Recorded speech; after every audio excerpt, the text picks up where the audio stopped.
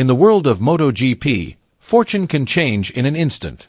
One moment you're on the track, completely at one with your bike, and the next you're sliding across the tarmac, losing valuable points and momentum. That's what happened to Francesco "Pecco" Bagnaia in the 2025 Qatar Motogp sprint race. It wasn't just a bad race, it was a serious warning sign for the Ducati star, a sign that there were underlying issues that hadn't been resolved, and ironically it wasn't the first time this had happened. What was Pecco's problem? Let's discuss it. Coming into the Lusail International Circuit, Pecco was just 12 points behind current championship leader Marc Marquez. Expectations were high in Pecco's camp, not only because of his status as a two-time world champion, but also because of the raw speed he showed on Friday. In fact, Pecco described Friday's practice session as his most competitive of the season. In a race pace simulation on used tires, he was able to maintain speed and manage tire degradation well, a sign that his Desmacedesai GP25 bike was truly ready for battle. In the Q2 qualifying session, Pecco had a disappointing first attempt. He knew his only chance was to push hard on the second attempt. And he did, too hard. In turn 4, Pecco came in too fast, lost the rear, then the front and crashed. As a result, he had to start from P11. In his post-qualifying statement, Pecco took full responsibility. "I was very fast this morning with used tires, it felt great. But I pushed too hard in turn 4. I went in too fast, and when I tried to turn the bike, I lost the front after losing a bit of the rear." When the green light was given for the sprint race, Pecco Bagnaia's task was simple: minimize the damage, collect as many points as possible, and not lose momentum in the fight for the title. But even this simple task proved difficult.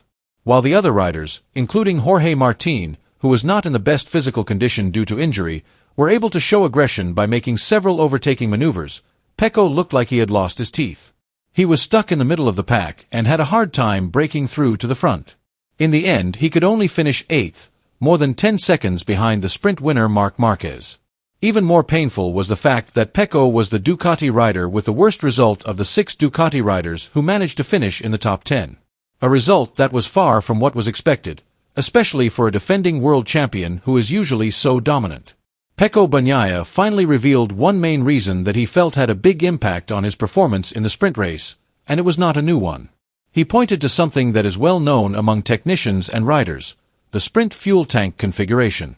The Motogp sprint format requires all riders to use a smaller capacity fuel tank than in a full race. Although this may seem simple, for a rider with a very specific riding style like Pecco, this change has a big impact. According to him, the smaller fuel capacity directly affects the balance of the bike, especially at the front. "My performance depends a lot on my ability to brake hard and enter corners quickly," explains Pecco. "But with the sprint tank, the balance of the bike changes quite drastically. The bike feels lighter in the front, and I can't brake as aggressively as I usually do. I lock the front wheel a lot more, and that limits my riding style a lot. I would say that this is my biggest problem in the sprints." What makes the situation even more complicated is that the problem is not new.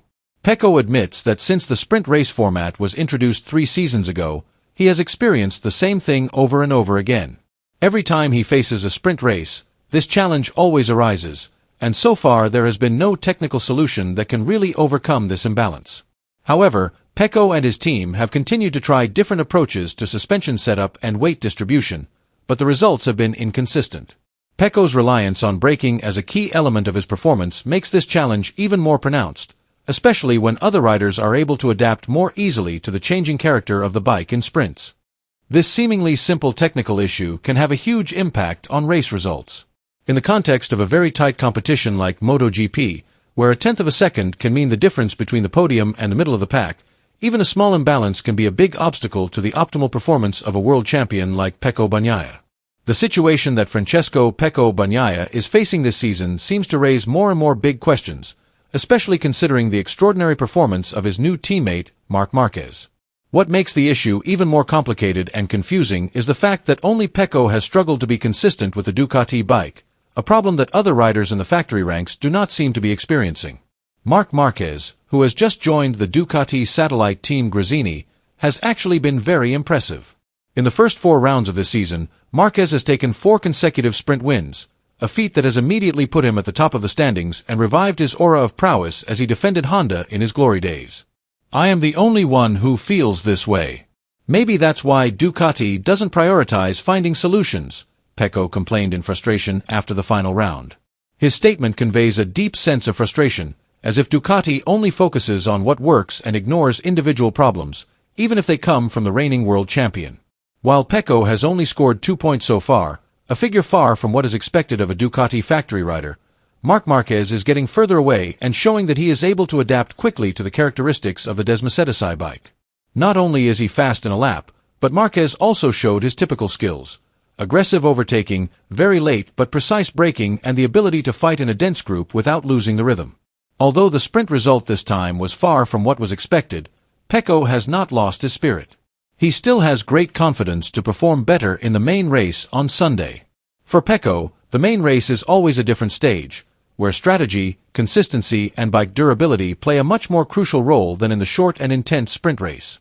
With a determined tone, Pecco expressed his belief that he still had a chance to achieve a positive result. He emphasized that the main race conditions with a full tank would actually benefit him, as he would be able to maintain the rhythm and performance of his bike for a longer period of time. I am sure that I can fight for the podium. I even joked with the team that I could pass 10 riders in one lap, he said with a smile. The statement may sound light and optimistic, but behind it there is a strong urge to stand up and show that he is not finished yet. For Pecco, failure in the sprint is not the end, but rather an additional motivation to perform even better on Sunday. He knows very well that in the world of racing everything can change in an instant, and he intends to make sure that change is on his side. Pecco Bagnaia is still chasing the 2025 Motogp world title, but the shadow of doubt is creeping in. Unless Ducati and he can quickly find an answer to the mystery that is the sprint race, this season could go down in history not for Pecco's success in defending his throne, but for the title that is slowly slipping from his grasp. The sprint race in Qatar was just one of many stark warnings. On paper, the GP25 is a fast bike. But in the reality of the short race, the bike showed its weaknesses, particularly in supporting Pecco's aggressive yet precise braking style. And when a world champion starts compromising his own riding style, the warning signs start flashing. This is not just a technical issue. It's a matter of momentum. Because if a weakness is not fixed immediately, the opposition will smell blood. Marc Marquez, with all his experience, is certainly the main threat. But the threats don't stop there. The 2025 MotoGP grid is filled with hungry young riders, increasingly competitive teams, and rapidly evolving bikes. Pressure is coming from all directions. Modern MotoGP is no longer a contest of raw speed. It is a battle of adaptation, mental toughness, and consistency in every race format. The sprint race, with its high intensity and almost zero margin for error, is a battlefield that demands everything.